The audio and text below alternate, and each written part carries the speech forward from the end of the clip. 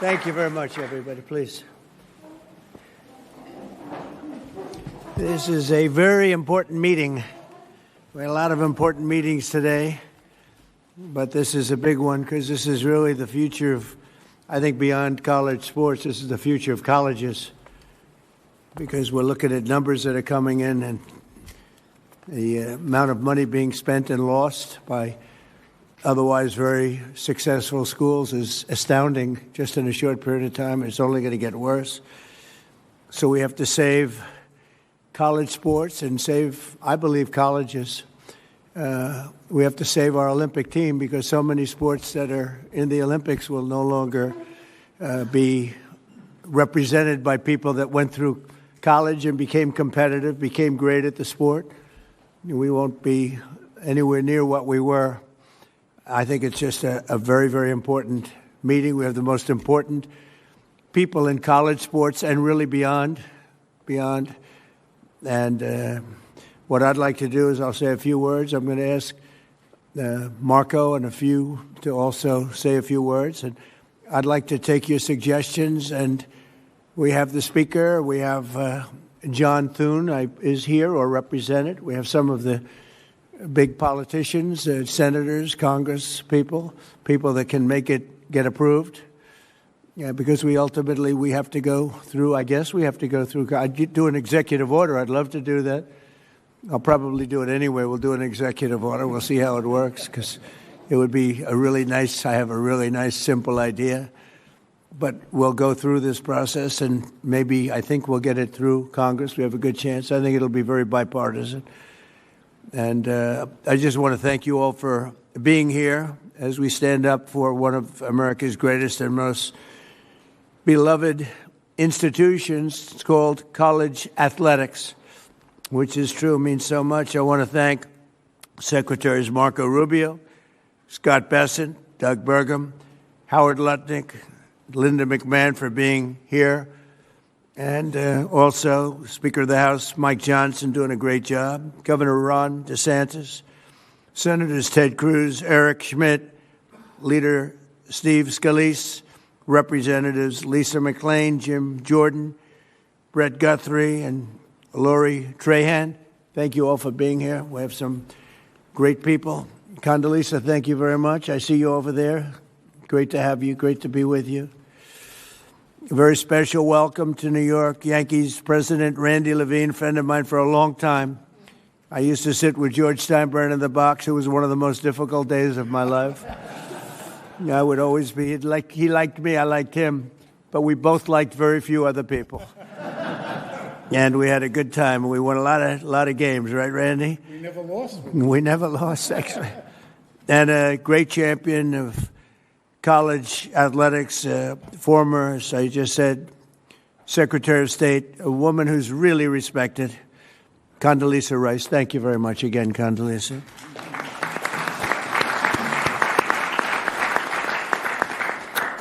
And Ron DeSantis has been working very hard with us, and wherever you may be, Ron, hi, Ron, and has some great ideas and some great coaches that gave him some great ideas. We're gathered today to discuss an important threat to the integrity and culture of college sports, the inability to set rules on eligibility, transfers, name, image, and likeness, and more, much more than that, in the face of endless lawsuits. And it's what's going on with the legal community is incredible.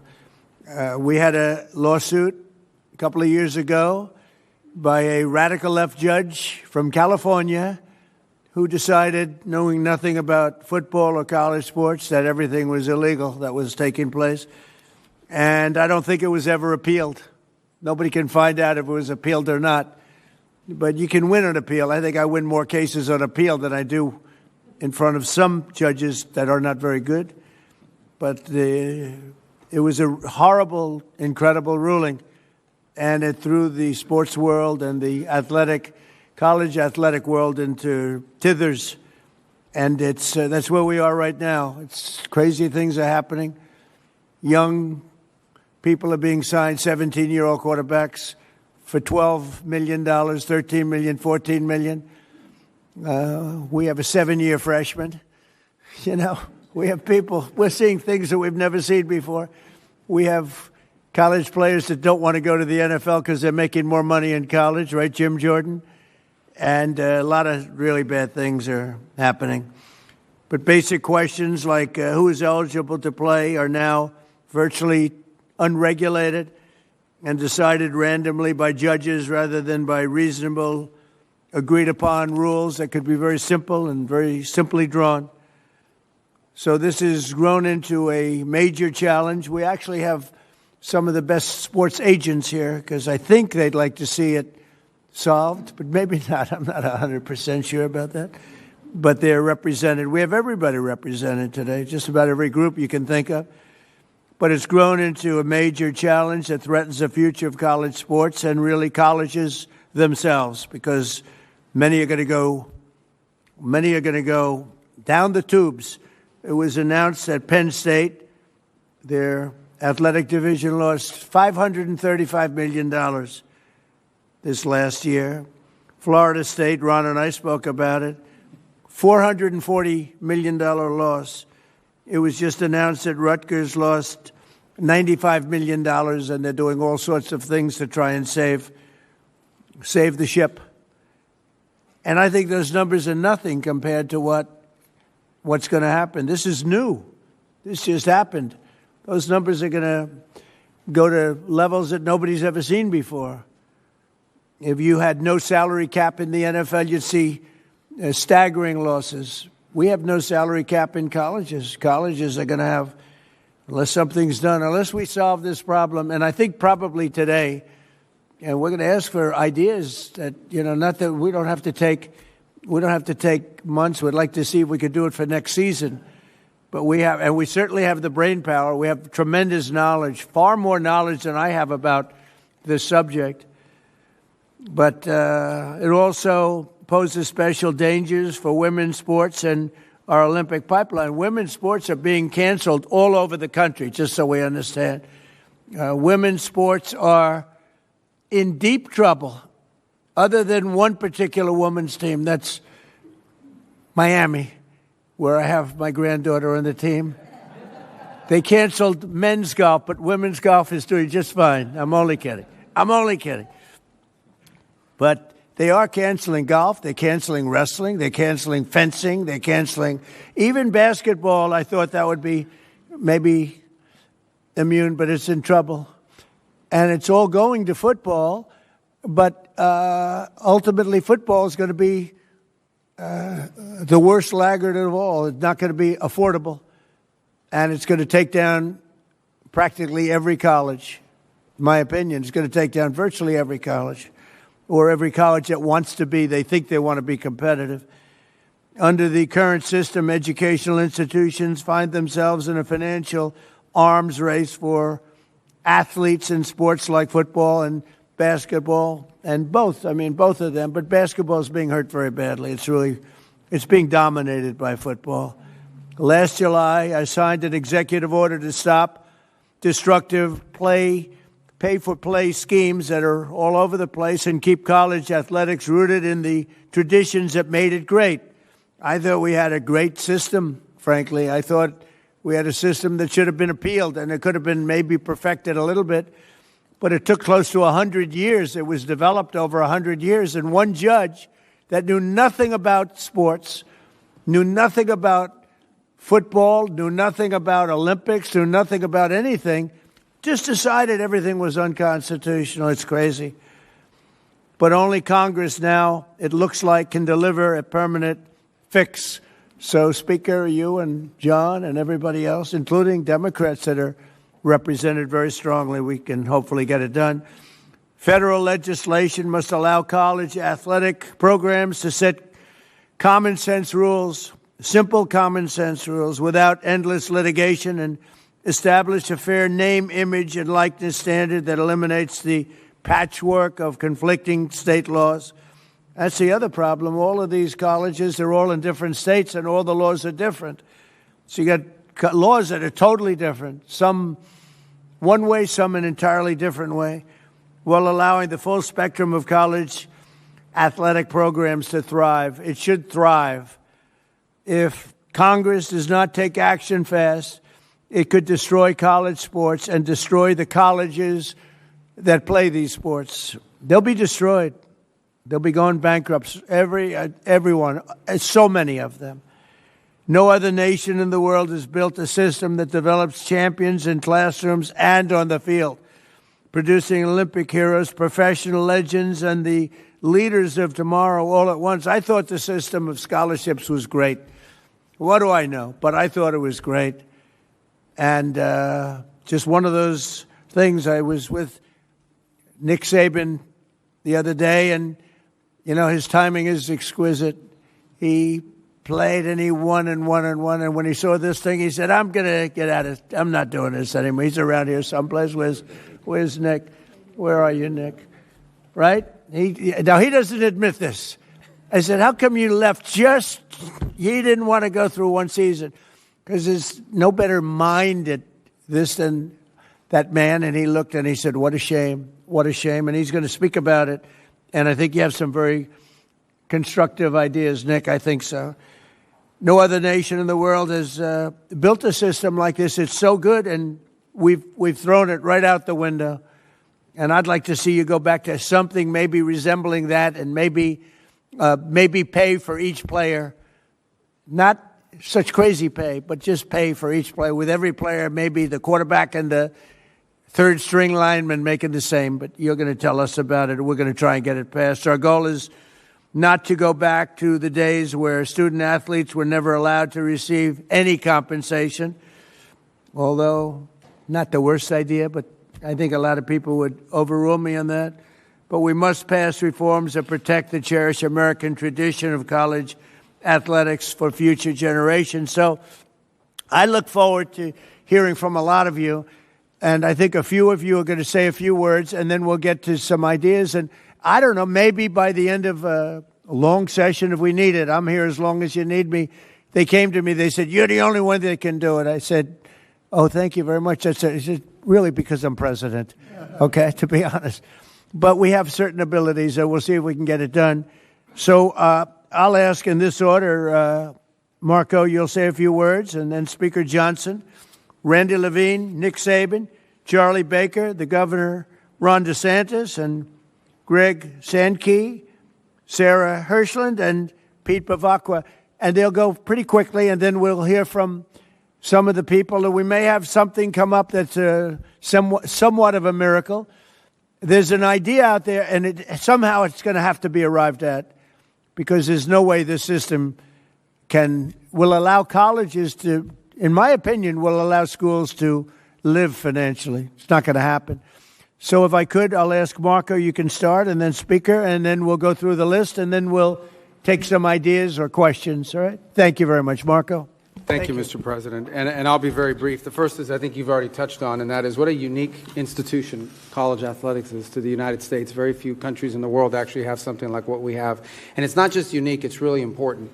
A lot of people don't see some of the aspects of it that are so positive. The first is the student-athlete experience.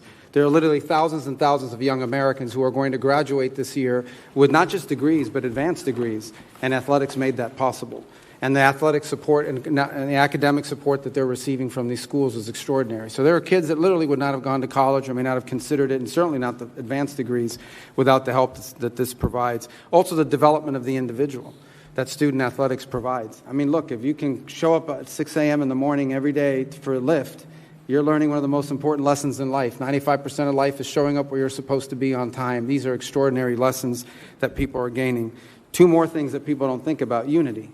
Few things in America unify us anymore, and one of the things that does is college athletics.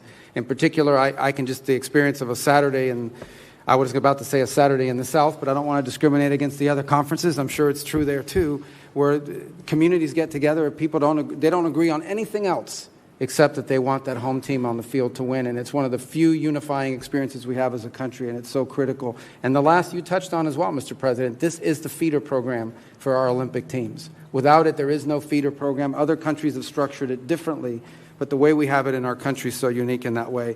We all know the challenges, and what this system now needs is a system of rules and regulations, of guardrails, so that everyone is operating under the same rules. And it's difficult to do because it's moving very fast, but you've got the right people in the room here, Mr. President, and the right leadership. So thank you for caring about this, because it truly is important for the country and for millions of Americans who are fans, and thousands of families who have student athletes in their family who have experienced the system or are going through it now. So thank you.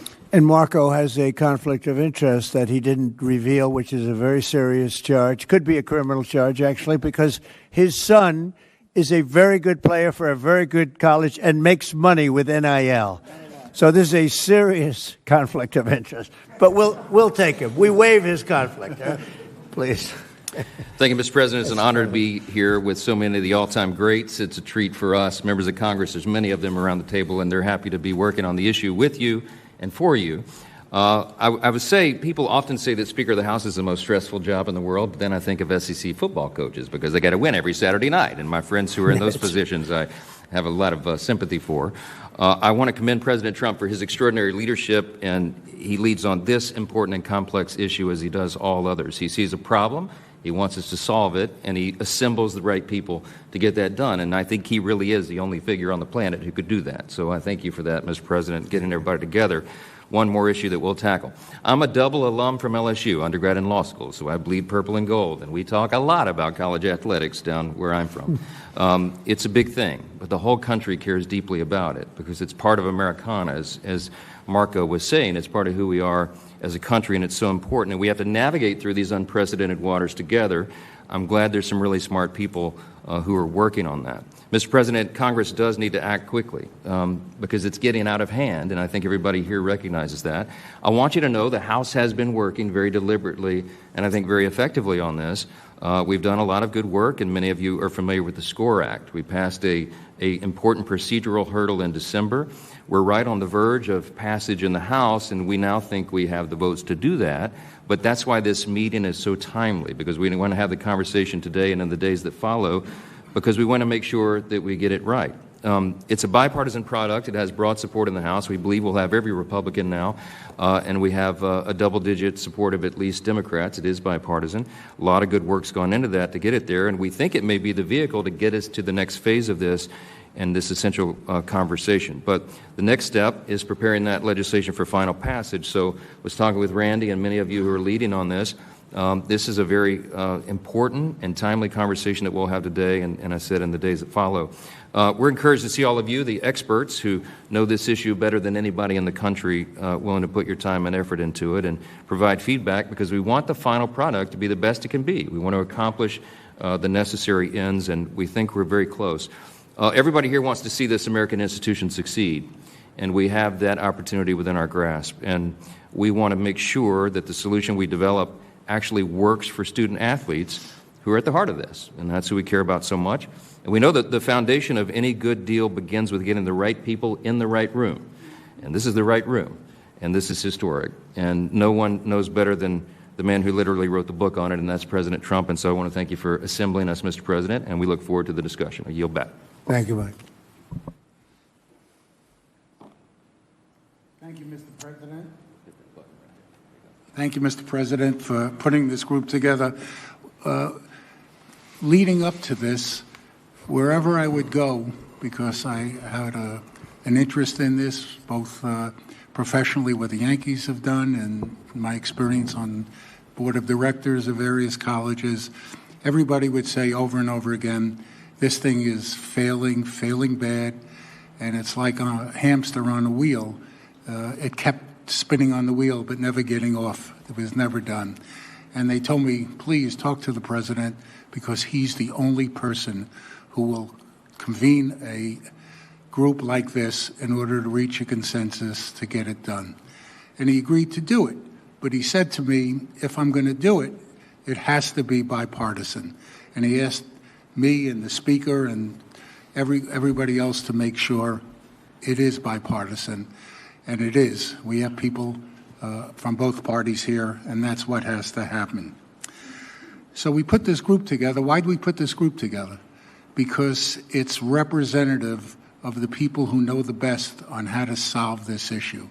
We have college presidents who've been living with this from all over the country. We have some of the finest athletic directors who have been pioneers in this area. We have professional sports executives. Why do we have them in the room? The answer is, as Commissioner Silva would tell you, or Hall of Famer Lou Lamoriello, these issues have been in professional sports for a long time. We have a lot of experience. I negotiated the first revenue sharing agreement in baseball. Caps, revenue sharing, distribution, all of those things are what we live with every single day. So maybe we can share our experience and transport it here, as long as it's in the context of college sports. There's one group that is missing, but they won't be missing from the final product, and that's the student athletes themselves. This group, as we move on, you can be assured we'll be talking to the student athletes and all their representatives to make sure their voices is clearly heard. You know, time is of the essence. People have told me they've been to Congress 15, 16, 17 times. One group goes in, the other group goes in, and nothing seems to get done. Time is of the essence. Besides the numbers the president talked about, I heard a story from one of the great professional athletes on the Yankees, one of our great players yesterday. And he went to a great university, and he said to me, thank you for doing this, because every day I got asked for more money for NILs, every single day. And what happened is I gave money for an NIL for a quarterback who left the next year. Meanwhile, a friend of mine, daughter is on the rowing team, and she lost her scholarship, and she's an Olympic hopeful, and now she has to pay her own way. That's just not right. It's really not right, and it has to be fixed. So, Mr. President, thank you for bringing this group together. I think they're really, just for discussion, we'll hear from everybody. I think they're really two things to add on to what the Speaker said that have to be done. One, there has to be an antitrust exemption, because Everyone in the room has to be able to talk to each other, all the conferences, the schools, the presidents, everybody, without getting sued. That includes the kids. They have to be involved in these negotiations, the student athletes. And there has to be an entity that's set up by the people who are going to administer this, run this, that are empowered by the legislation to handle all the issues the president spoke about. And we're all here to support that, to help that. And to make sure that it's just not business as usual. Just an idea I have is maybe that an antitrust exemption lasts for 2 years to make sure that these rules and everything are really being enforced. And if they're not, we go back to square one. It'll give the Congress oversight, give the president oversight, but it's time to move. And Mr. President, I couldn't agree with you more. Thanks to your leadership, we got to move this really, really fast. We have ESPN and Fox here. They're probably the biggest payers in this entire thing, and the fact that they're here and their voice is heard is great. So, Mr. President, only you could pull this off, and we're grateful. Thank you very much. Thank you very much, Randy. And Nick Saban, please. Thank you, Mr. President, for the chance and the opportunity to be here to speak with you today, but I just want everybody to know that I'm just a football coach. I spent my life when we had the ball trying to get a first down, when they had the ball trying to get off the field on third down. So this is an unlikely position for me to be in to speak to such a distinguished group of people. Thank you. But I come here today with a question. What are the guiding principles for the future of college athletics? All athletics. I'm talking about football, basketball, Olympic sports, revenue, non-revenue, it doesn't matter. You know, my goal as a coach for my players, for our players, was to help them be more successful in life, that we would create an atmosphere and environment that would help them through personal development, academic support, 668 degrees in 17 years at Alabama, and help them develop a career as a football player. That was our goal, so that they were creating value in life and we were preparing them for their future past athletics. So what happened? You know, in this current system that we have, that became impossible to do because people, instead of making decisions about creating value for their future, they were making decisions about how much money could they make at whichever school they could go to or transfer to. So I think we have a challenge here today about the ramifications of this current system, on how it helps players be successful in their future, and how we can impact and create a system that will help and preserve the opportunity for student athletes to be able to have success in their future beyond athletics. So we need to develop an effective system of revenue sharing, authentic name, image, and likeness, authentic being you have marketing value, which now we have collectives, which just create opportunities, which just become pay for play. Eligibility issues where we have guys playing 6, 7, and 8 years. So you have 25 and 26-year-old people playing against 18 and 19-year-olds, which is not healthy. Transfer rules. We have over 4,000 people in the portal. Fans don't like it. Support groups don't like it. It's not really healthy for players in graduation to transfer several times in your career. You really put yourself in a pickle in terms of your ability to graduate. So I think we need to come up with a system, and we obviously have to do it with the president's leadership and also with Congress probably, whether it's antitrust legislation or whatever it is, to allow student athletes in all sports, including women's and Olympic sports, to enhance their quality of life while going to college, but still provide opportunity to advance themselves beyond their athletic career, which is what the philosophy of college athletics and getting a college education has always been about. And how much does anybody talk about getting an education anymore? Nobody talks about it at all, which is the most important thing any of these student athletes can do in terms of enhancing their future. So thank you very much. Thank you very much, Nick. Charlie Baker. Well, thank you very much, Mr. President. I especially want to thank you for putting me in the lineup after the most legendary college football coach of all time. And I really want to thank you for your interest in this issue and your commitment to it. And I also want to thank you for the work that your administration has done on a number of different issues, working with our team and with many members of the folks who are in this room today. Today there are more kids playing college sports than at any time in our nation's history. There's 556,000 student athletes across all three divisions playing on behalf of 1,100 schools. And those 1,100 schools are second only to the United States of America in terms of the amount of financial assistance they make available to those student athletes. It's over $4 billion. That's also the biggest number we've ever invested as a community in the student athletes who attend our schools. There is a lot that is right with college sports, and anybody who watched the Women's Olympic Championship game between Canada and the United States would know that, among other things, all of the players on both of those teams were former college student athletes, all 46 of them from both teams that played in that championship final.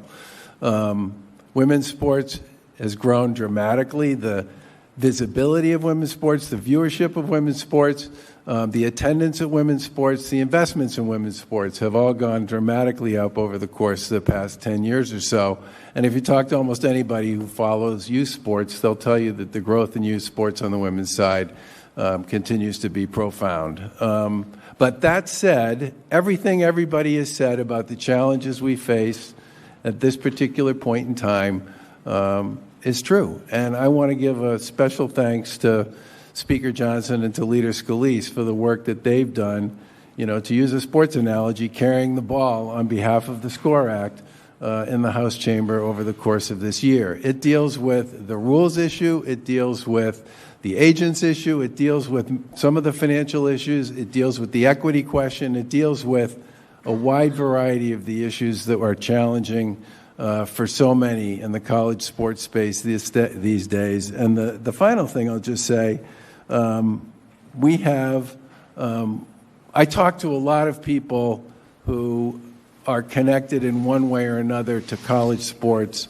both in this country and around the world, because they have children who attend college here in the U.S. And over and over and over again, the thing I constantly hear is there's nothing like college sports anywhere else in the world. And you are so lucky to live in a country where you have a system that works for young people the way this one works for young people here. So I'm deeply grateful for your commitment to this issue. I'm thrilled by the folks you've managed to put around this table. I agree with others who said there's probably nobody else who could do that.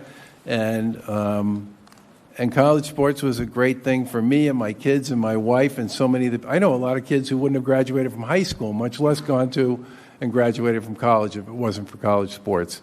It's a truly unique American jewel, and we should do all we possibly can to ensure its success for the next generation and the generations after that. So thank you again for having us all here today. Thank you, Charlie, and you're doing a great job. Appreciate it. Ron, please. Well, thank you, Mr. President, for doing this. I mean, you have pedaled to the metal on so many different issues, from national security to border to energy, and you're not taking the pedal off any of that, and you could be forgiven to say college sports is important, but your plate's full, and you just added it to all the other things that you're doing, and I thank you for that, because this would not get done without your leadership. No one else could get this group together. No one else could work with Congress to be able to do it. And so I appreciate it, because it is important to a lot of people. I mean, we know this is out of whack. We went from a system where you couldn't give a student athlete anything. They could sell your jersey, you get nothing, to now quarterback throws for 300 yards and they go see the coach. Hey, I need more money. Give me more money from the club. Okay, I'll transfer. Or they get money and I don't want to play in that bowl game. Sorry, I'm just going to sit out. And I think that that's been bad, certainly for college football and college sports. But let's just be clear, and a lot of the speakers have said, and I speak from being in the South, college football is king. It's not even close. University of Florida is the reigning basketball national champion. The football team, I think they won 4 games. So guess what? Are the fans happy being the NCAA? Not really. They're mad because football didn't do good. And football has been able to generate so much money over the years that it's subsidized a lot of the other programs, a lot of these non-revenue sports. People have had more and more opportunities. Well, now with the collectives and how much it's costing football, the costs are going up dramatically, and it is threatening these other sports. And, look, yes, being able to produce Olympians, being able to do that, I think it's really important. But 99% of Division I athletes are not going to make a living at it, and they're not going to play in the Olympics. And I speak as somebody, I was the baseball captain at Yale. Like, if we had NIL there, I probably wasn't going to get a lucrative NIL deal. That's fine. I get it. But what being a college athlete teaches you, there's a reason why the Naval Academy and in West Point, you have to be an athlete when you go through there, because it teaches you discipline. It teaches you about hard work. It teaches you about competitiveness. It teaches you how to cope with failure. And so a lot of the people, the students in these sports that may not be as glitzy, but are going to be harmed by the current trajectory, these are going to be future leaders of our country in a variety of different endeavors. And so I'm thankful that this is going to get done under President Trump's leadership. This is a bipartisan issue. We are so division on all this different stuff. There is no partisanship about this. We all want our universities and the athletics to succeed. A lot of the speakers have talked about the issues of eligibility. I mean, how do you have there till you're like 25, 18 to 25, and you're still playing? How do you play in the NBA G League and then come back and play in college? How do you get to transfer all these different things? We know those need to be addressed. And obviously the compensation with NIL. I signed one of the first NIL bills, but that was like, if they're making money off you, you get. Now they're doing like perpetual negotiations, even more than pro athletes can do. So I'm confident this is the group to do it. This is the president to do it. And there's going to be a lot of people in our country that are going to be happy when this problem is fixed. Thank you, sir. Thank you, Ron, very much. Very much. Greg? Thank you, Mr. President. Thank you for convening this group. And I also think it's important to point out you've been to Tuscaloosa a few times for great football games, a couple national championships, and I think the power of your presence around college sports is an important factor in this conversation. I had a knock on the door of my residence hall in 1983 by my baseball coach. I was a bad catcher at Laterno College. That's why I'm here today, because he taught me some lessons that had I not been in that situation, I never would have learned.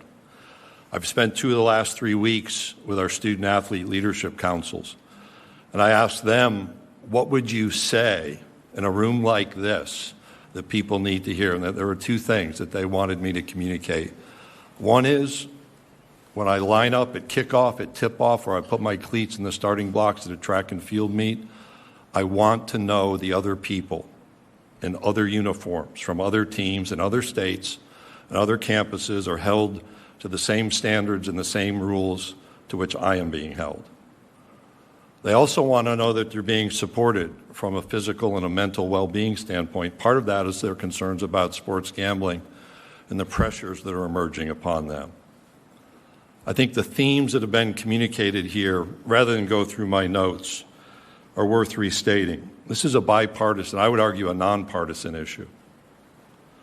This is a circumstance where among the 4 conferences, the ACC, Big 12, Big 10, and SEC, over $2.3 billion was spent in FY24 to support Olympic sports.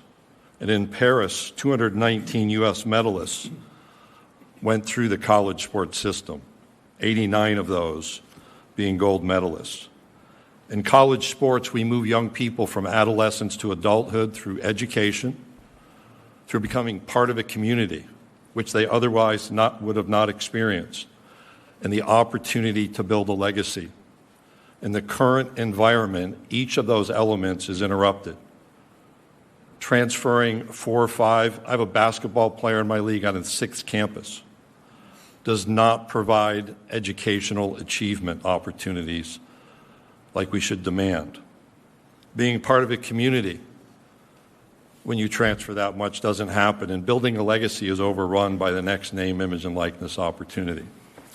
I appreciate what's been done in the House and the SCORE Act. Speaker Johnson, I once lived in Natchitoches, Louisiana, a place you represent. Leader Scalise, your work, I know Congressman Roy has been part of those conversations and others in this room, and it is bipartisan, but we need to bring more people in. And we have work to accomplish in the Senate. We cannot go on longer in this circumstance. And this is not about revenue. This is about structures and national standards for eligibility, for transfers, for medical care and mental wellness care, for transparency and accountability around name, image, and likeness activity. We'll fracture more if we fail to act. That's why the appreciation, Mr. President, for the gathering is most sincere, because I want to see our women's sports thrive. In the Southeastern Conference, we currently have 10 national championships. 2/3 of those are in women's sports. We didn't achieve that mountaintop in football this year. We'll keep working on that. We want our Olympians to go through our pools and our track and fields and our volleyball courts. And we want young men who aspire to be in the NBA or the NFL to be educated, to mature, and to grow as they seek that achievement. We ought to be focused on making college sports great yet again, and I look forward to being a part of this conversation moving forward. Thank you, Greg, very much. Sarah Hirschland, please. Thank you. Good afternoon, everyone. Let me start by saying thank you, President Trump and your whole administration, for your continued support of both Team USA and the Olympic and Paralympic Games. I'm proud to be here today to represent Team USA, and I will say it is no surprise to anyone in this room that we are the greatest sporting nation in the world. Team USA is the most successful team in history, with more Olympic medals than any other nation. One of our competitive advantages is the education-based sports system our country has embraced for more than a century. America's colleges and universities built a world-class athletic system that develops the whole athlete, academically and competitively. This system is the envy of the world, as we heard Charlie say. It has also been the backbone of Team USA for generations. The results speak for themselves. You heard Greg reference some, and I'll just expand. The athletes from just the Paris Games represented 231 different college institutions and 71 conferences. 90 different schools were represented by our medalists from just the Paris Games alone.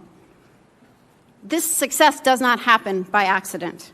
It is directly impacted by the broad-based, sustained investment in sport on campus. You've heard that referenced.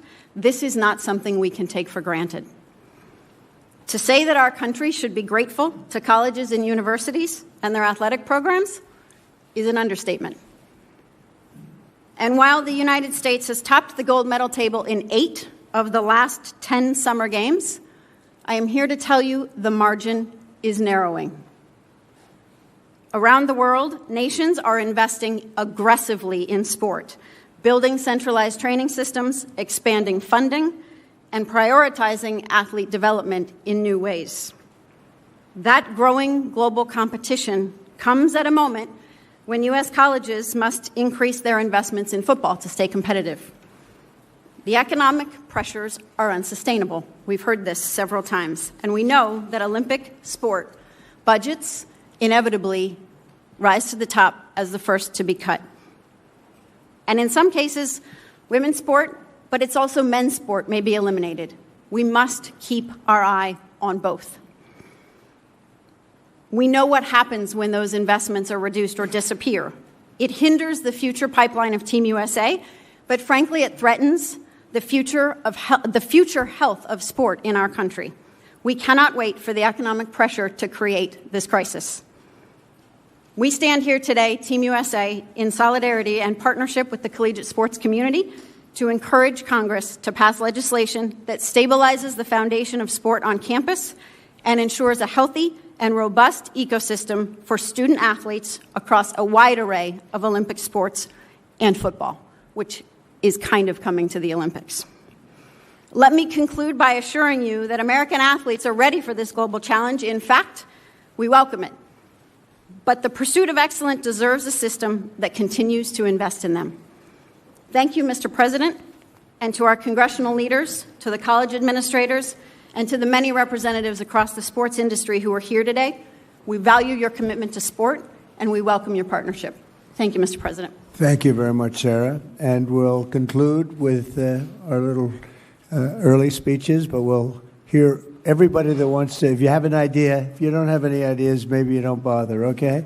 But if you have something good, and maybe what we're talking about with the SCORE Act, it seems to have a lot of support, but we'll talk about that. Pete Bavacqua, please. Hey, Mr. President, thank you. Thanks for having us all here, and a special thanks on behalf of Notre Dame for your kind words about Coach Holtz. I know he was a dear friend of yours, so we appreciate that. And this meeting is important. It's timely. I think everybody around this table knows that we need help to straighten this out. We need the help of Congress. In this post-House world of NIL and compensation, we're finding ourselves in a situation where college football, particularly men's basketball, women's basketball, but particularly college football, I don't think it's any secret that people understand that so many of the decisions around college sports are driven almost solely by college football. And college football is certainly important to Notre Dame. We make no secret about that. But it's become a runaway financial train. And if it continues to be that way, even the healthiest of universities are going to have to make incredibly difficult decisions that are going to impact women's sports and Olympic sports. There's simply no way around that. So we need regulations. We need financial transparency, and we need repercussions. People's feet need to be held to the fire. And I talked to Coach Saban before we entered into this room, and we were talking about the transfer portal. And Greg mentioned it as well, but when you have young men and women going to 3 schools in 3 years, 4 schools in 4 years, the student athlete, and they're student athletes, they're not just athletes, and we're forgetting the academic part, we're forgetting the student part. And if you're going to 4 schools in 4 years to make a few more $100,000 on each stop, where when you're 21, 20 years old, you think all your financial troubles have gone away, you're going to find at the end of that college experience, you're not going to have an academic degree. That money that you thought you could rely on for the rest of your life is going to be absent by the time you're 23 or 24. And you're going to have the rest of your life, you're going to find yourself in a very difficult position. So we have to talk about financial transparency, and we have to restate the importance of the student-athlete experience. We can't forget that. Because the percentage of people that can go on and play in the NBA, the WNBA, the NFL is extremely low. And it's the importance of that academic degree that you get throughout your student-athlete experience that's going to serve you so well for the rest of your life.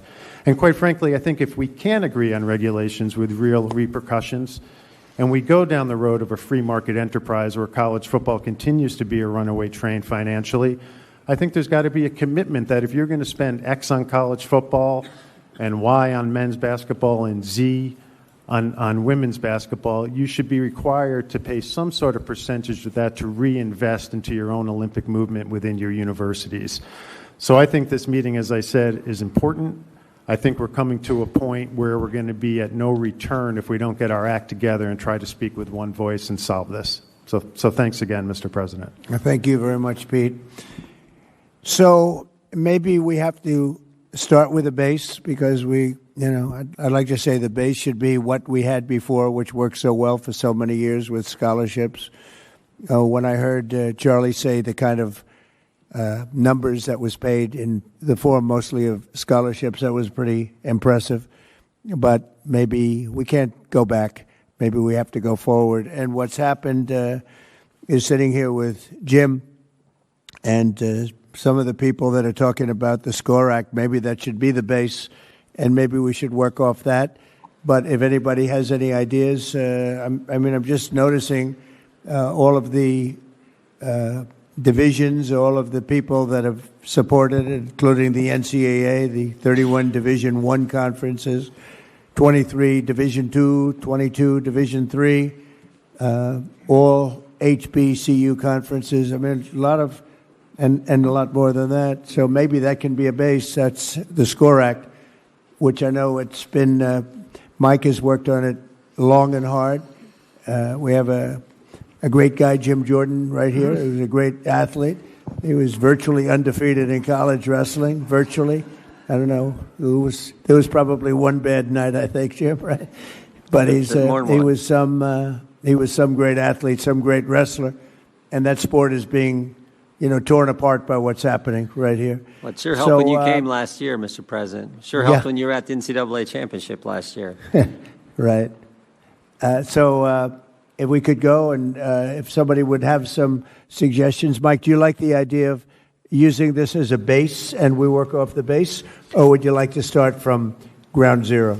Well, I think I speak on behalf of the legislators around the table that worked really hard on the SCORE Act and many who have been involved and brought their ideas to the table. Our fear is that if we begin from scratch, I think everyone around the table understands this could take a long, long time.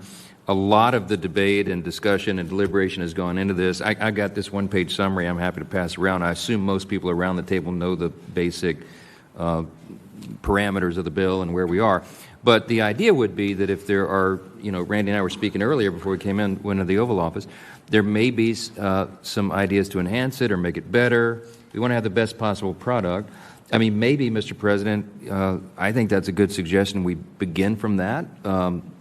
For lack of a better idea, if anyone has a better base that we should begin with, we're open to it. But I'm looking at some of my chairmen of the committees of jurisdiction, and everybody's worked really hard on this. And our majority leaders down at the end of the table, Steve Scalise, has kind of helped quarterback this, pun intended, to get it through the process. And if you have specific questions about specific points or parts of that legislation, we're happy to answer that. But maybe that's part of the discussion. Maybe we could, maybe the question is not a rhetorical one, but a question for all of you. Does anyone have any big concern about what is currently on the table in the SCORE Act, or have ideas on how to improve it? Would anybody oppose? I mean, most of you have studied the SCORE Act more so than I have. Would anybody feel strongly opposed to starting with the base of the SCORE Act, which has gone through a lot? You would oppose it? Go ahead.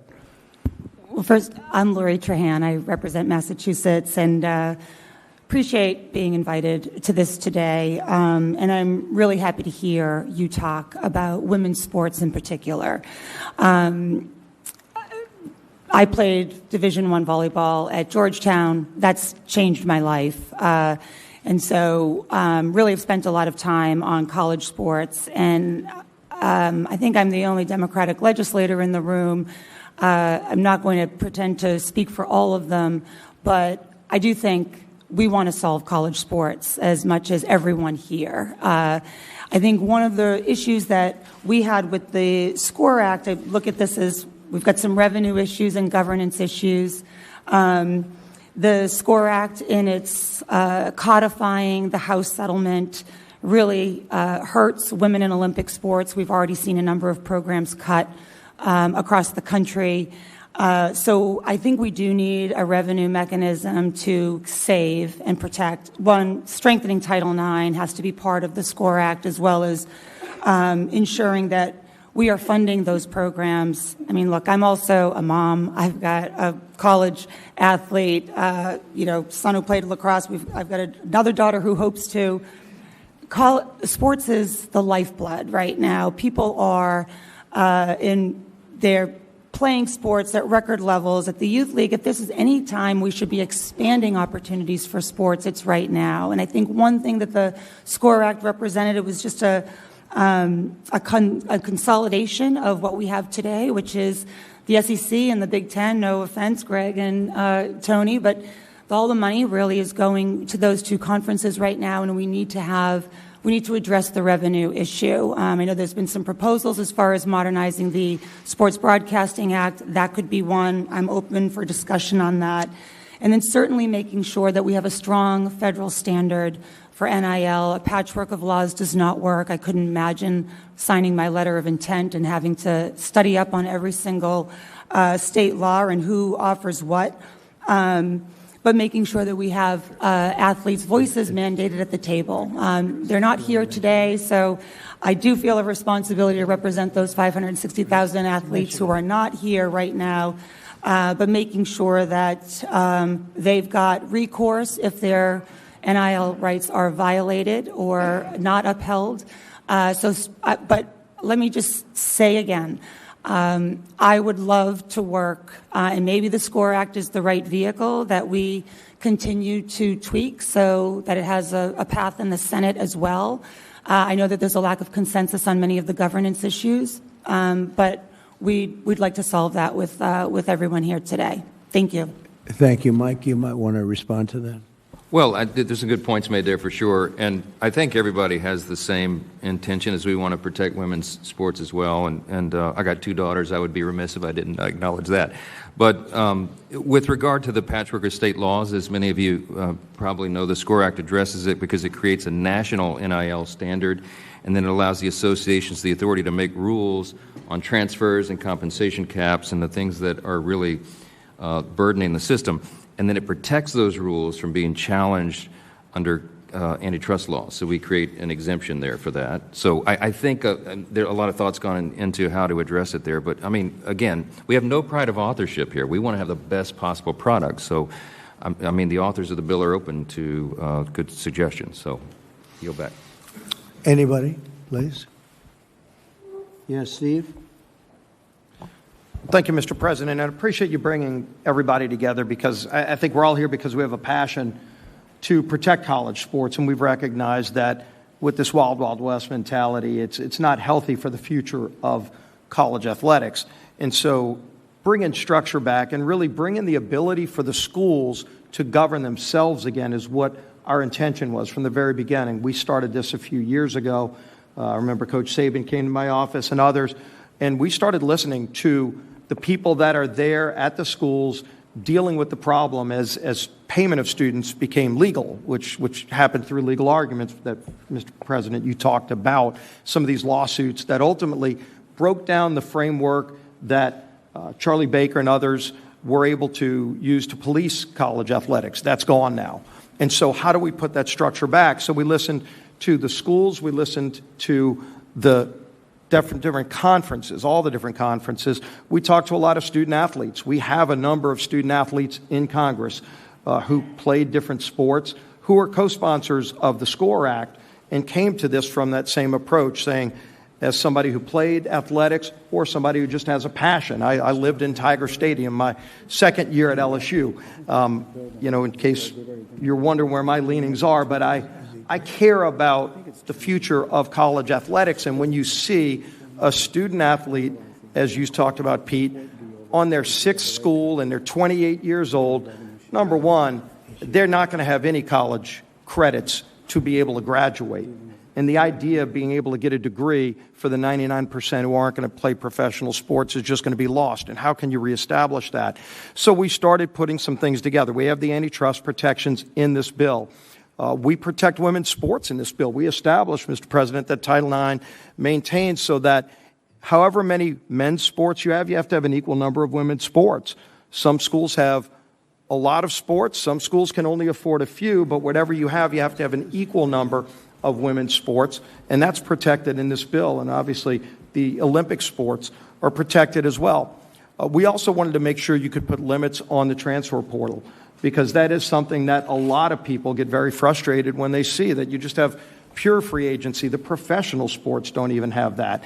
And so you limit with, and again, open to suggestions, but what everybody seemed to come to an agreement on was 5 total years of playing with 1 ability to transfer within that. And there's flexibility by the governing organization, so the NCAA can look at a case by case. If your father's on life support and you want to transfer to a different school to be close to your family, you can get an additional 1, but let the governing body be able to do that again. We put those in the bill, and then we give the financial literacy requirements so that student athletes have more protections that they currently don't have today. You might be getting that $300,000 or $2 million contract. You might not even know you have to pay taxes on that. And you might run into some real financial problems if you're a 17, 18-year-old kid. We make sure the schools educate the kids on financial literacy. So we put a lot of other things, including health protections, as Commissioner Sankey talked about. So we listen to students, we listen to schools, we listen to all the conferences, all the HBCUs support this bill. And we built a framework, and we built a coalition.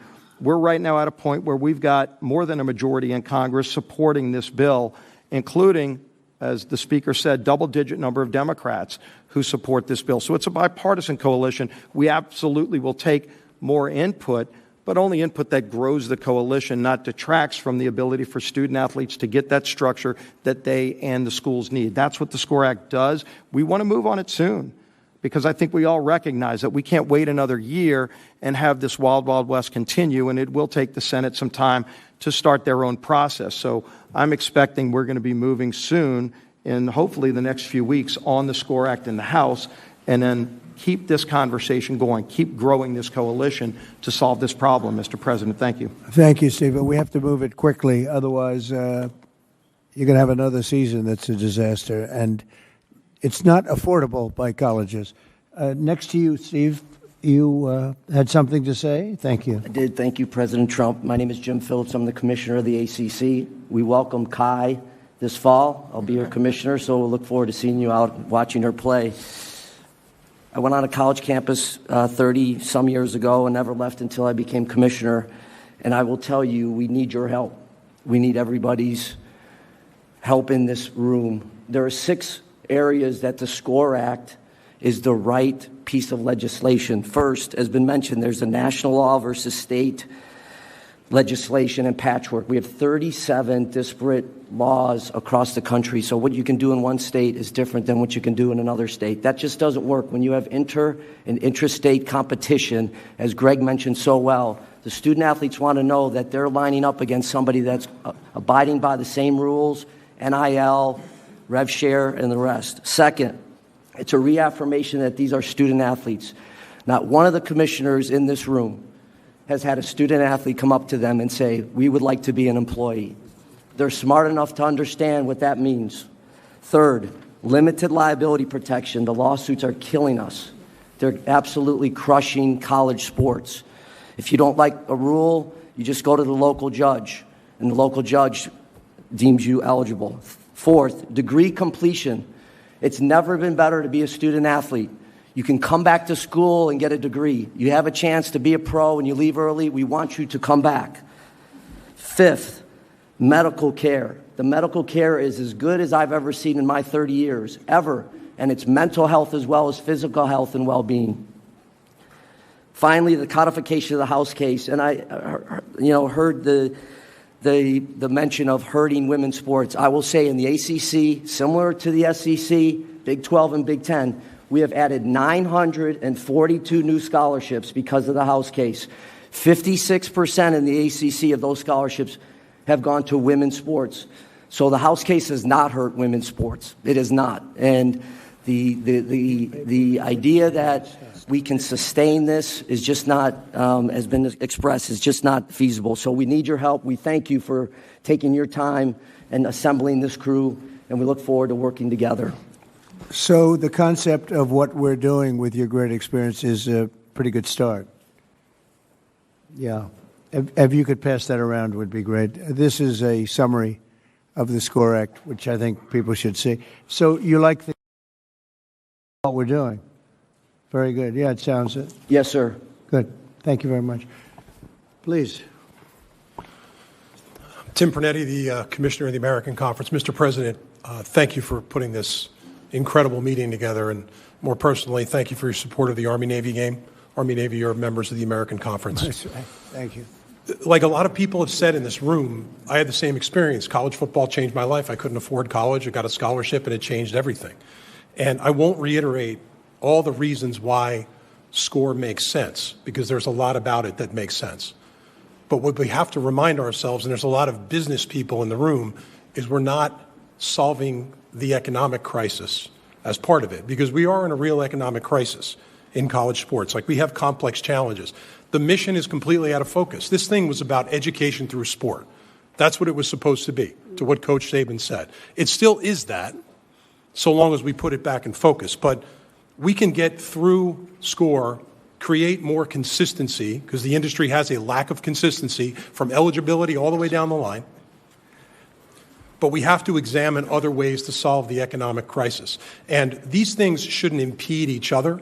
And I know it is a very hot-wired topic, but looking at the opportunity for the industry to bring together valuable commercial resources in the future, such as unifying their media rights, is something that should be examined. And we're not making that decision today. If the Sports Broadcasting Act can be amended to provide college football the antitrust protection that the pro leagues have to be able to unify their media rights, that gives the industry an option which is the important word, in the future. And that's really what the industry will need. This is an expense problem, but there are revenue paths that we haven't ventured down yet. The reality of all this is going to take bold steps. It's going to take guts. And this has become a transactional business where commitment is flying out the window, but it's not everybody. The top 1%, which is how the industry has been designed to serve the top 1%, 99 out of 100 student athletes in our league don't want to be employees, to what Jim Phillips said, and they signed up for a great experience. Like, our responsibility is to make sure we reinforce the mission and create resources around them to have the experience. But that conversation, whatever side of it you're on, should be had to see if there's an option in the future to dramatically improve the economics for the industry. Thank you so much, Mr. President. Well, thank you, and thank you for mentioning the Army-Navy game, because as you know, I signed an executive order to protect that time slot so that during that, from like 3 o'clock to 6 o'clock or 6:30, I guess, we protect that space, that airspace, so nobody can play a football game, and we have the Army-Navy game protected, because the kind of money that's being thrown around, they were a little bit concerned that the Army-Navy game, as great as it is, may not do so well. I think it would actually do pretty well, but we protected the time spot anyway, so that during that little period of time, it won't have any of this competition where lots of money is being thrown around. I think it was a worthwhile protection, because it really is it is a very special time and a very special game. So thank you very much. Great job. Anybody else around? Mr. President, can I just, before you're given a handout that just has a quick summary, bullet points of the composition of the SCORE Act for those that aren't familiar with it. And let me just apologize. I think NIL has been abused, and my staff put my name and image on the top of it really big. And it's sort of ironic and not intended. Sorry about that. You didn't get paid for it. I didn't get paid anything for it. Yeah, yield back. Anybody else, please? Cody, please. Yes, sir. Mr. President, I would like to express my gratitude for your involvement and interest in all of this, and especially personally the opportunity to be involved in helping to find the solution, because college sports, as many have said, changed my life, made me a better businessman, a better husband, better father, and made me better at life in general. This is a complex issue. It's multifaceted. There are a lot of different perspectives on how it should be solved. There are a lot of different agendas that are represented in this room. And the SCORE Act is a good start. It gives us a place that we can build on. But as we move into the Senate, the political dynamics are going to change. And many of the agendas that are represented in this room and outside of this room are going to come into conflict with one another. The reality is nobody's going to get everything that they want. If we're going to come to a solution on this, we have to find a place where we're all sort of equally unhappy, so to speak.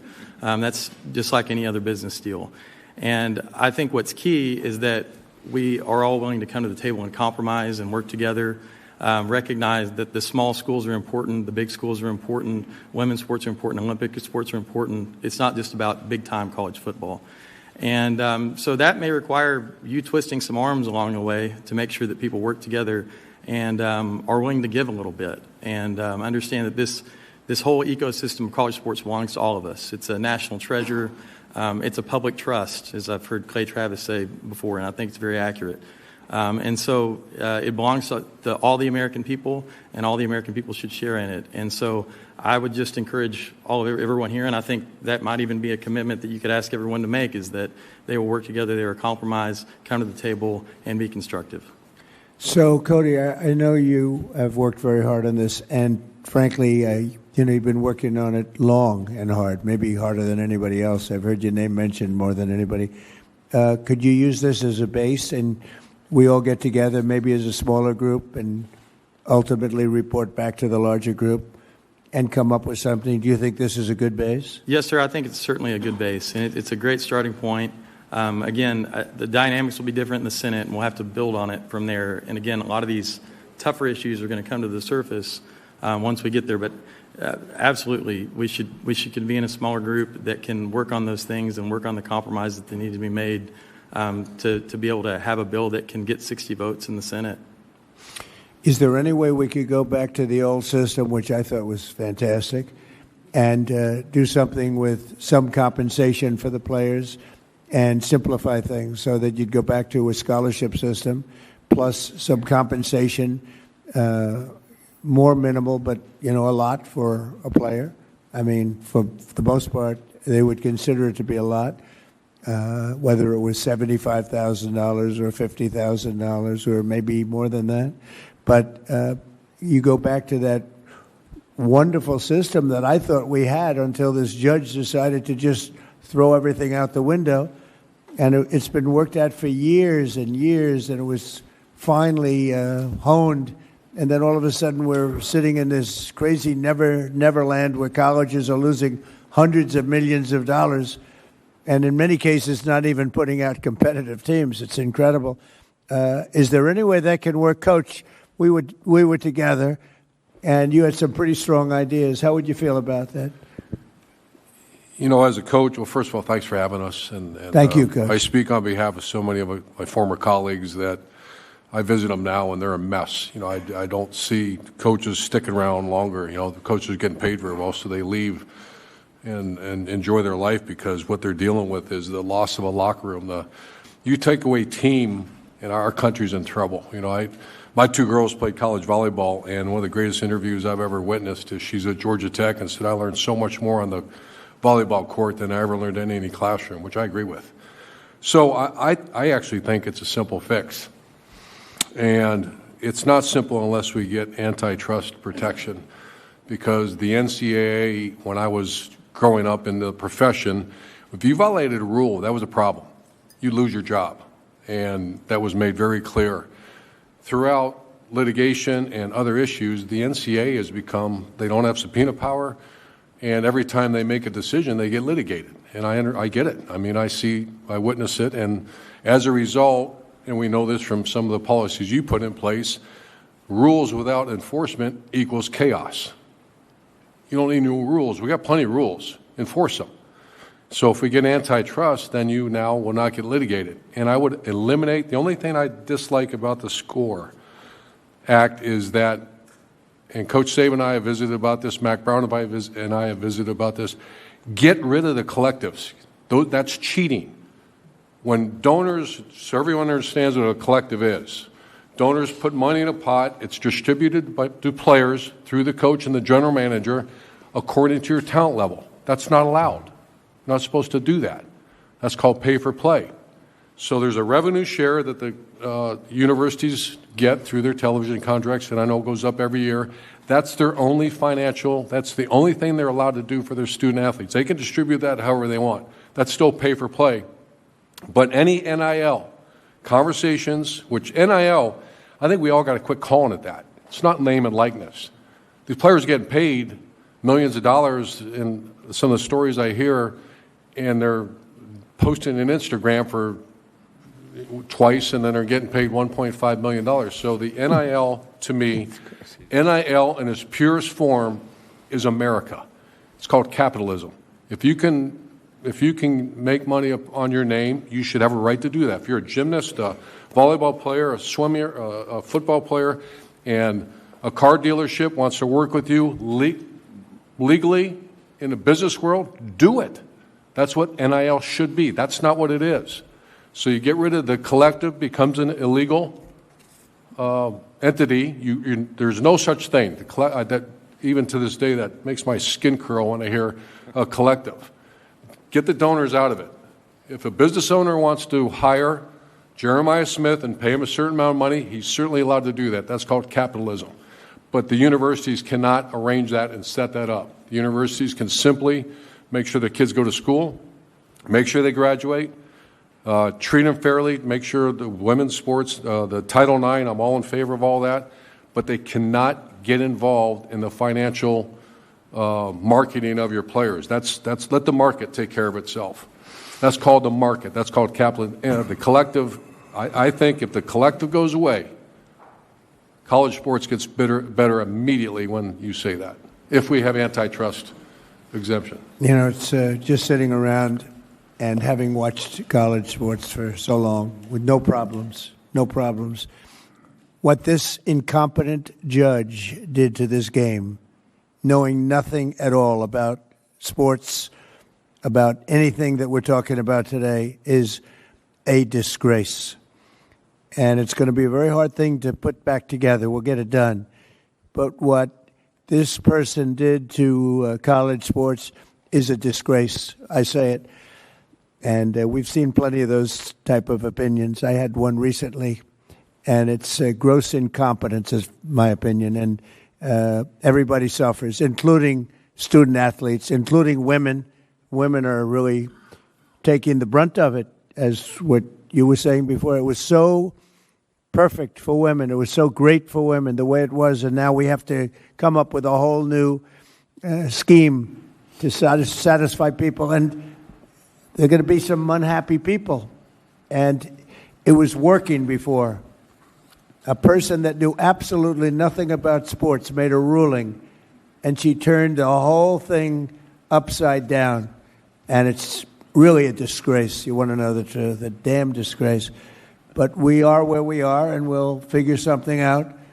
And it won't be easy, and it won't be as good. In my opinion, it won't be as good as what you had before, including for the students that were getting great scholarships. And, you know, some went on to professional sports, and most of them didn't. But they got great education. They got it for free. And they had a lot of fun going to college, and they learned a lot. And they had great coaches, many of whom are around the table. They learned more from those coaches in many cases than they learned in the classroom. So, yeah, I appreciate what you say. Don't forget, when these donors or collectors or whatever you want to, all different names for different people, but as that money comes in, that's also money colleges aren't going to get. You know, they're giving money to players as opposed to giving maybe to the college to keep a lot of colleges going. And that's pretty tough also. But it's just a shame, because I got involved just recently, and I looked at what's happened to colleges and to college sports. And it is colleges, because the colleges are going to go out of business, many of these colleges. When I look at what a person that's a judge was able to do to destroy colleges and college sports that was so good, no problems, it's very, very sad.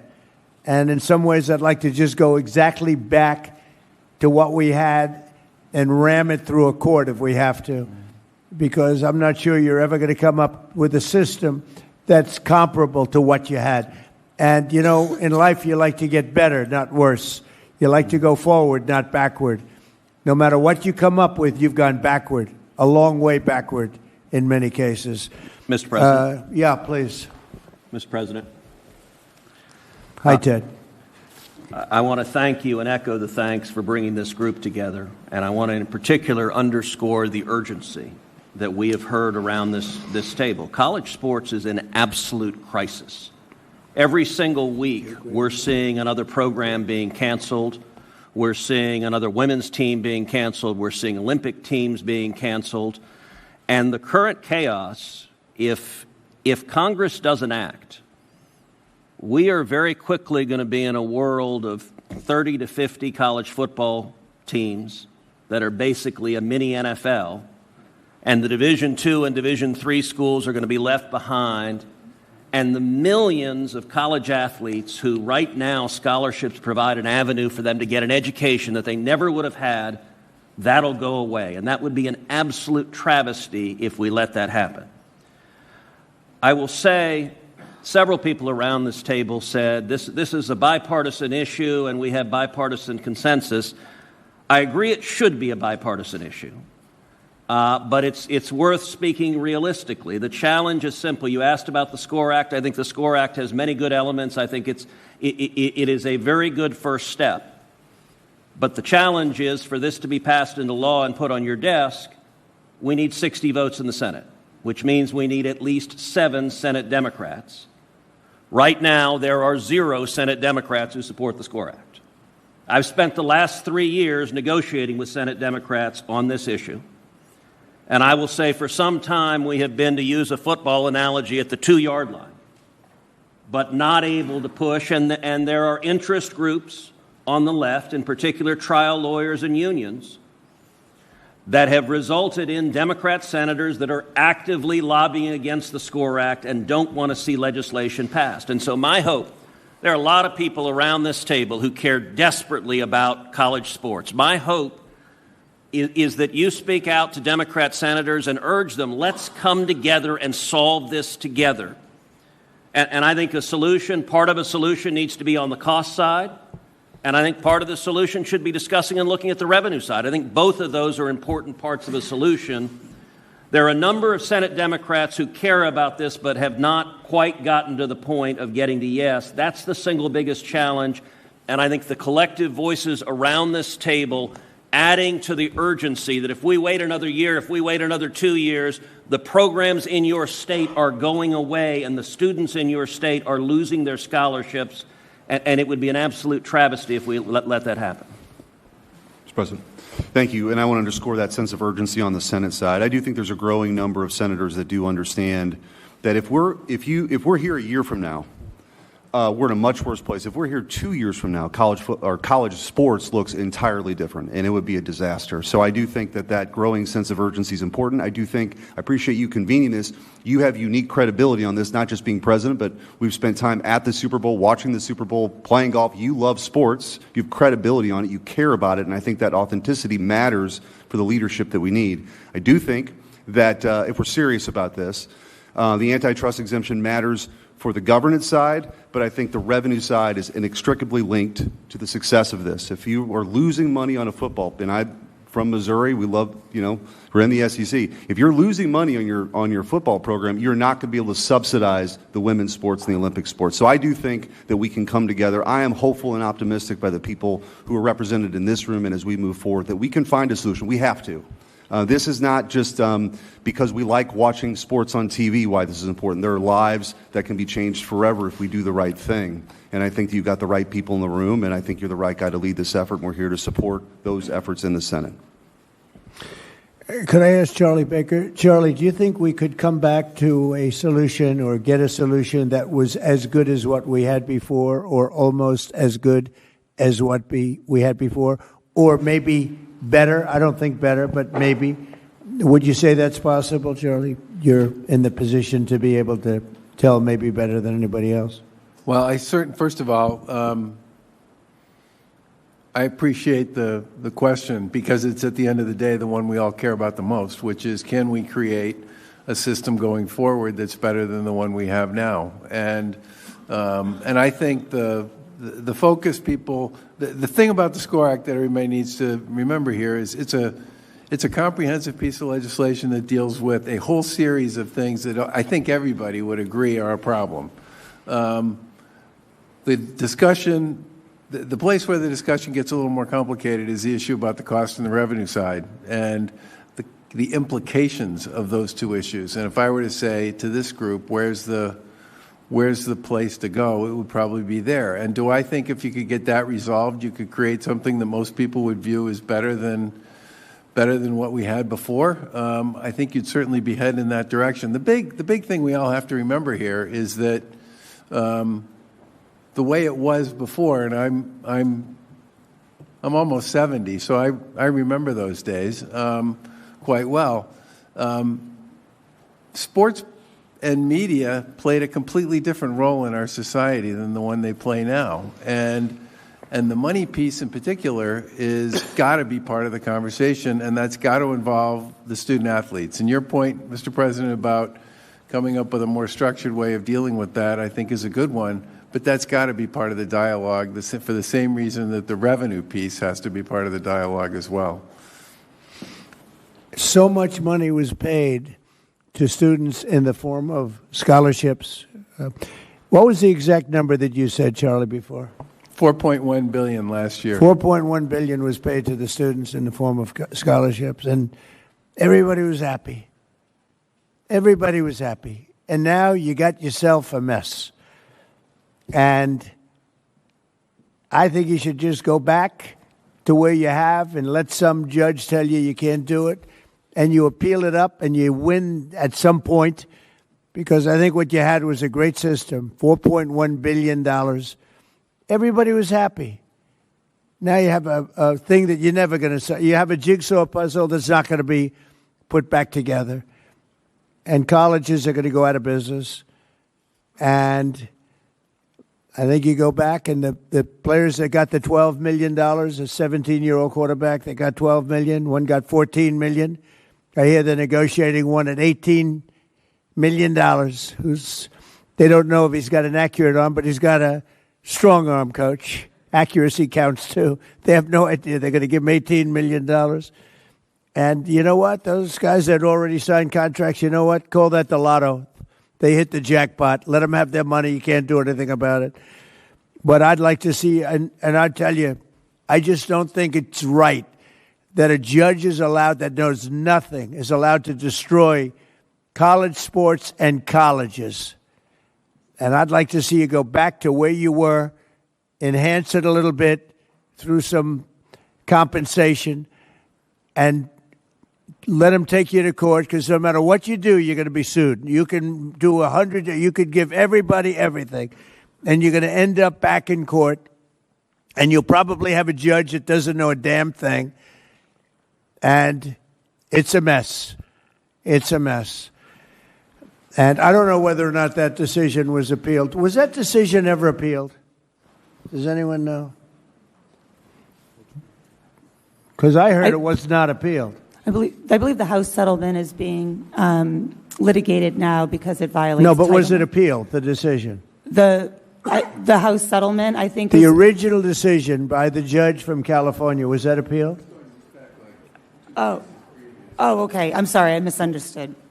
Yeah, the answer is no. It was settled because it was, I think, the third case. Why didn't somebody appeal it? The prior case, which is Alston versus the NCAA, was appealed to the Supreme Court, and the Supreme Court found 9-0 against the college position to defend the old system. So that's, I think the answer is the antitrust piece is the inherent problem in trying to create caps and limits. That's it. So the Supreme Court was responsible for this? I'm not the one who's going to say that. I'm not bold enough to say that, but I'll at least acknowledge the process. 9-0. 9-0. Was the Supreme Court responsible for this? 9-0, and Kavanaugh supported. It's a shame. It's a shame. Yes, sir, please. Mr. President, thank you for bringing this esteemed group together. I have a bit of a unique perspective because for most of my career I was in professional sports. I became the commissioner 3.5 years ago. I found a system that quickly was defined by unlimited free agency and no salary cap, in complete chaos. I am, and representing the Big 12, we are very much in favor of the SCORE Act. I like to say it's progress over perfection. And it provides, no different than what Commissioner Phillips said, the core principles of what we need to move this thing forward.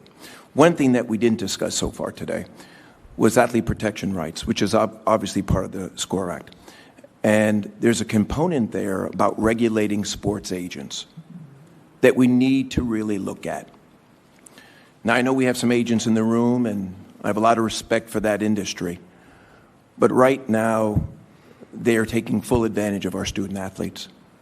Usually in the NBA or the NFL, it's a 3 to 4, maybe 5% commission. In some cases, they're charging over 20. We talked about the portal. Most agents are pushing our student athletes into the portal, and the recent numbers show that over 40% don't even find a home once they get into the portal. And because they're being pushed into the portal, and Mr. Sankey said it earlier, they're losing credits towards their degrees.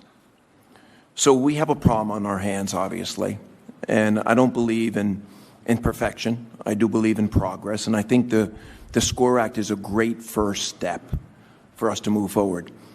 And on behalf of the Big 12 Conference, we are all in favor of it, and we'd like to see a sense of urgency. We need something done soon. Because if not, our university is going to suffer, our student athletes will suffer, and we need help. So we appreciate you bringing us together today. Well, it's an honor to do it. I just hate to see what you're going through. I hate to see what's happening to our country, essentially, because this is our country. This is the youth of our country, and it's a terrible thing that's happening because, these crazy payments that are being made colleges are not going to be able to help themselves. Just like the NFL owners would not be able to help themselves if they didn't have a cap. but you have a much bigger problem than a cap. And you have a complexity problem. And you have a problem where women are being thrown out of sports, like at levels never seen before. And you're going to have other things that come up that nobody's even thinking about right now. And you're not going to be able to solve these problems. You're just not going to be able to solve these problems. You know, Ted said something before that the Democrats, I think Eric was alluding to it, but you have a lot of Democrats in the Senate that I hear are opposed to almost anything. So if you do, and I have to deal with these people all the time, okay? You saw them the other night. They wouldn't stand up for a soldier that was a great hero and got the Congressional Medal of Honor. They sat there. They wouldn't stand up. They wouldn't even smile. They wouldn't clap. For a woman that lost her daughter whose throat was slashed, they wouldn't stand up. They sat and they didn't stand up. They didn't do anything. And we have to deal with these people. But, Ted, you said that there are 7 Democrats that will not vote yes. Eric, you know the situation better than almost anybody in the room, except maybe me. I have to deal with it even more than you. But, you know, if you've got all these hardline Democrats that want to see everything fail, it's a problem. You know for a fact these people would vote no? What we need at least 7 who will get to yes, because that's how we get to 60. Right. Right now, the SCORE Act has 0. Yeah. So I'm glad I'm the not House is moving surprised. it, and they've got some Democrats in the House. That's beneficial, and I think when the House passes it, that momentum is helpful. And there are a number of Senate Democrats. I mean, I've spent literally thousands of hours negotiating with my Democrat colleagues, and there are a number who want to address it, but it is their political leadership that is telling them to stop. And so what has got to happen is the folks in each of the states need to say to your elected Democrats, if you don't act, we're going to lose what is so extraordinary about college sports. And it needs to be something that is in the middle that's a compromise. Ted, you've already lost it. You've already lost it. Colleges are losing $400-500 million. And they haven't even started yet. So you've already lost it in the true sense. And you've lost something else. It's like, it's ugly what's happened to sports in college. Before it was beautiful. It was a beautiful thing. And now it's very ugly. It's become very ugly. And I think you're right. You're going to have people that will never vote for anything no matter what you agree. You could agree to everything that's perfect, and they will never vote. And I'm not doing this I'm doing this as a practical person. No matter what you agree to, you have people in the Senate and in the House that will never vote for it, even if it's good for our country, even if it's great for the player, great for the college, and great for our country. And they will still vote no. Because they're cuckoo. They've got problems. Maybe it's problems at home, Cody, but they have problems. So that gives us problems. And I think what I'm going to do is I'm going to sit down with some of the people in this room, like Urban, like Coach, a very fine coach, Nick, who won a lot. He won a lot. How many? 6 national championships? You could have done better. You had a couple of games. Did you win 7? What did you, 6? 7. All right, so I think he qualifies, right? But I'd like to sit down with some of the very talented people in this room, and we'll pick them out. If you'd like to volunteer. And I'd like to sign an executive order that I'll write myself based on common sense, and it'll be something that people will be sort of happy about. Some will be sort of happy. Others will be sort of happy. And maybe that's a good thing. There'll be a few people that won't like anything. But I'd like to write an executive order based on some of the very great talent in this room. And we will be sued. And we'll go before a court. And maybe we'll have a judge that's realistic, reasonable, and wants to do a favor for the country, because that's the only way this is going to be solved. So I'm going to sit down, and I'm going to write an executive order based on many of the statements made today, many of the statements I've been hearing over the last year about what a disaster this is for colleges, for the players, for the families, ruining everything. And we're going to do a very well thought out executive order. A lot of you are going to be involved in that. All of you, anybody that would like to, just let me know. And that'll be placed before the courts. And hopefully a judge who's a real judge, a compassionate judge, and a judge with common sense will get it approved. And maybe it won't. And maybe it won't hold up. Maybe they'll say you can't do an executive order, in which case you say, welcome to the court system of this country, which has gone totally out of control. Totally out of control. And maybe not. But that's the only way you're going to get this done. So I'm going to write an executive order, and the executive order is going to be based on great common sense, and it's going to let colleges survive and players survive and let a lot of people be very, very happy. And let's see if we can get it through the court system, which we might not be able to do, in which case I guess we'll have to meet again, and we'll probably be through the same system. Look, if this doesn't work, colleges are going to be destroyed. Women's sports are going to be destroyed first, before anything, before anybody, before anything.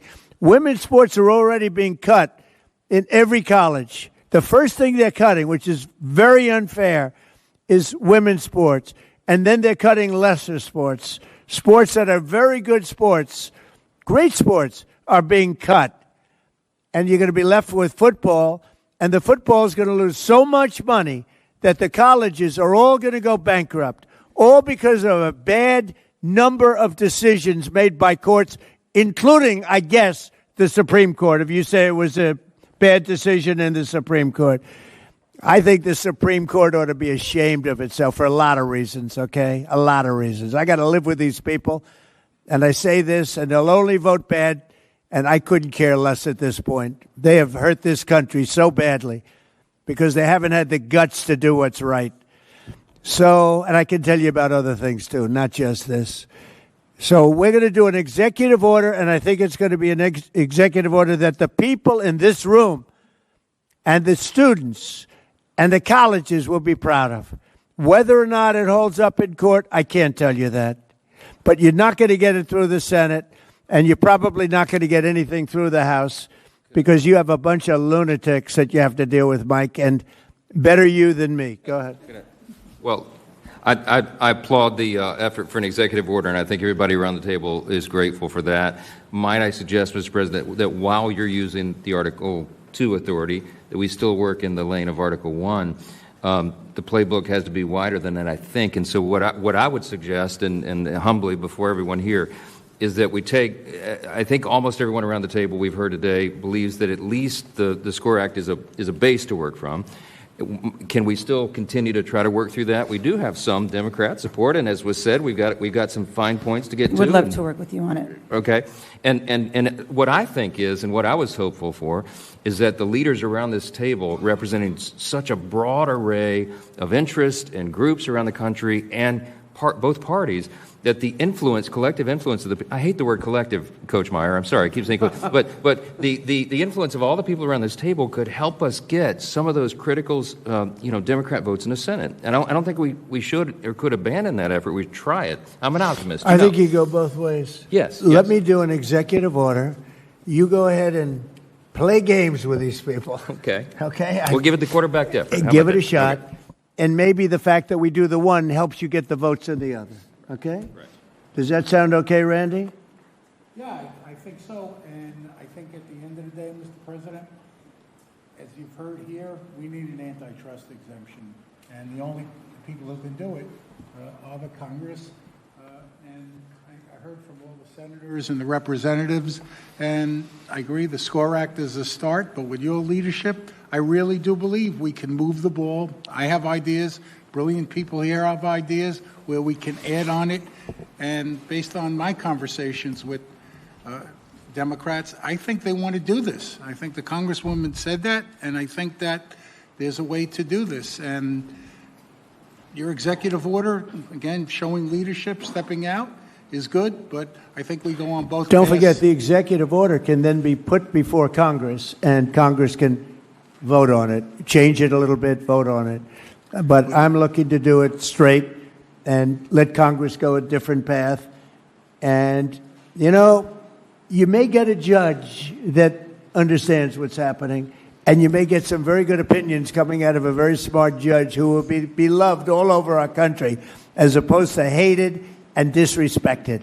So that's it. So, Randy, could I ask you to do the following? Either a sampling of it or get everybody in some form, come up with a proposal, play with the SCORE Act or do something different than the SCORE Act, but maybe you use the SCORE Act as a base. I separately will get some of the people in this room, and we're going to do a really good executive order. And maybe Jim will put that executive order in front of the Senate and the House. And who knows, maybe we get a vote, and maybe we don't. But I'm talking about not even going before the Senate and the House, just having an executive order where we'll be sued, and we'll go before the courts, and here we go again. But I think at the same time, you go down a separate track. Is that all right? Okay? Is that okay? Good. Other than that, we've had a great time. Can I? The press will take one or two questions, please. Thank you, President Trump. It sounds like the Russians are helping Iran target and attack Americans now. That's an easy problem compared to what we're doing here. I mean, but can I be honest? It's just, I have a lot of respect for you. You've always been very nice to me. What a stupid question that is to be asking at this time. We're talking about something else. Can we keep this maybe a little bit? Go ahead, please. Thank you, Mr. President. My question is for eligibility.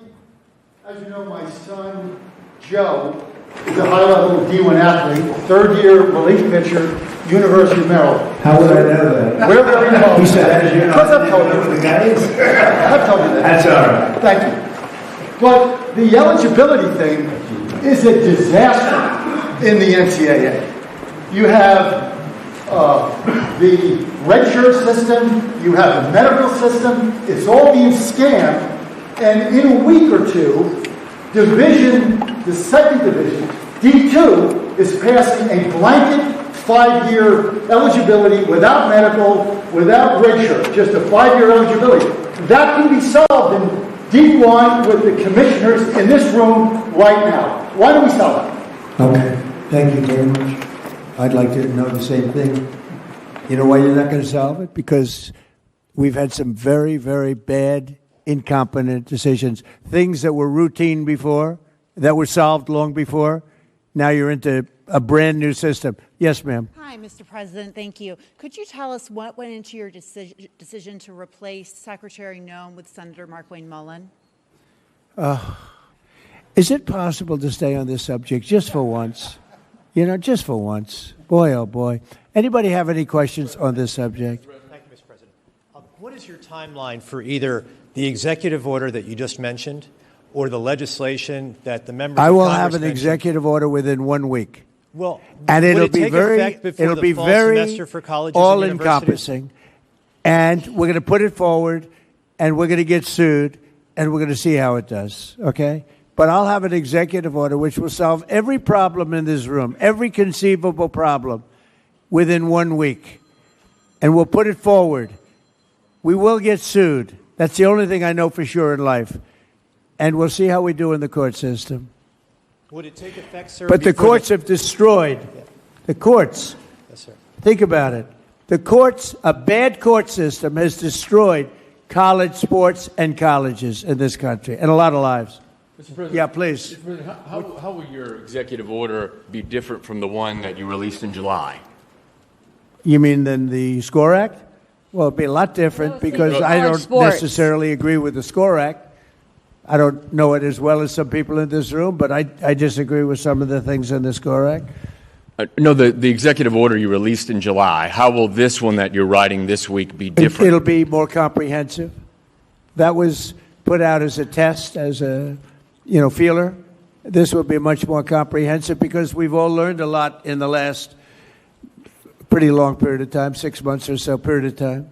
I think we could do a very good document. I think we could do a document that works from a common sense standpoint. Whether or not it's going to hold up in court, who knows? Honestly, it will depend on the judge. Maybe we'll get a wise judge. There are wise judges, too. We got some very brilliant, wise judges. Maybe we'll get lucky.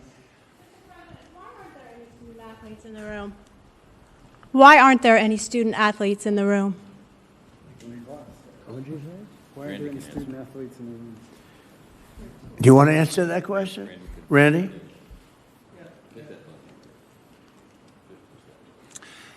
We've made it clear, and I thought I said it before, that we have agents here.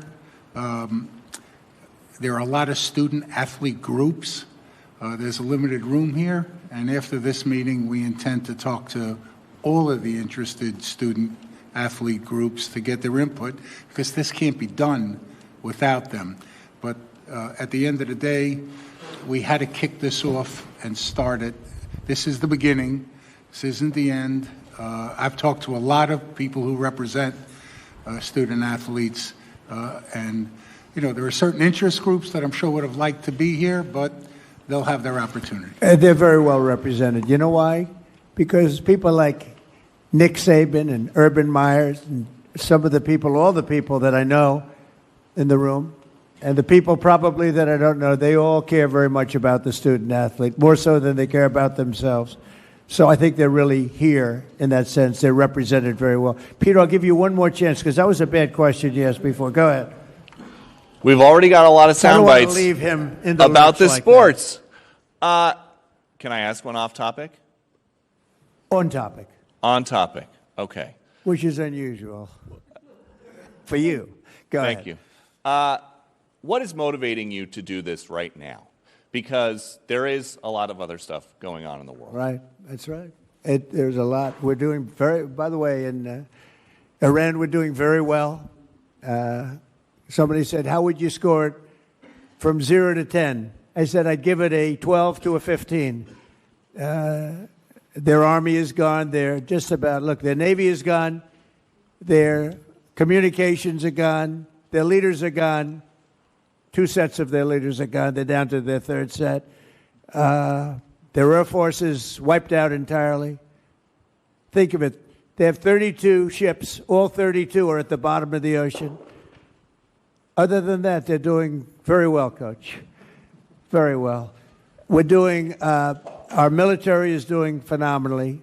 That's the big thing for this week. We seem to have a new thing every week, but the situation with a very bad and very sick group of leaders who were killing a lot of people. A lot of our people were being killed. They were being maimed. They were being destroyed with their bombs all over the place, planted in roads, and we call them the roadside bombs, walking around without legs, without arms, face blasted, killed many, many people.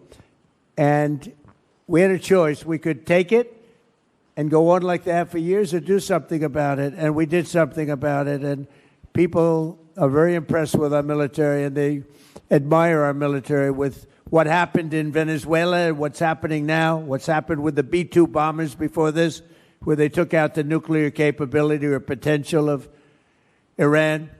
I think we're right now we're a country that's more respected than we've ever been respected before. I saw what was happening with college sports, and it doesn't sound very important compared to what's happening in Iran and other places, but it is very important to me. And if I can get it done, I'll get it done. Through a bad system, it's a bad system. Through a bad legal system, you want to know the truth, we have a situation that is almost unsolvable. And we'll see if we can solve it. And, you know, Peter, the fact is we're talking about colleges that are going to go out of business by many, many colleges are going to be out of business. This isn't just about student athletes. This is about our whole educational system is going to go out of business because of this.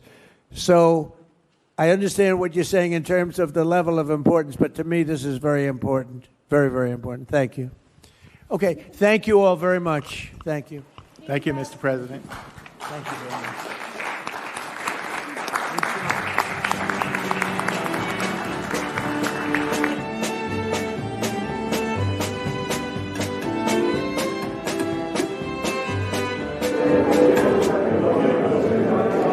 messed up my mic. Hold on.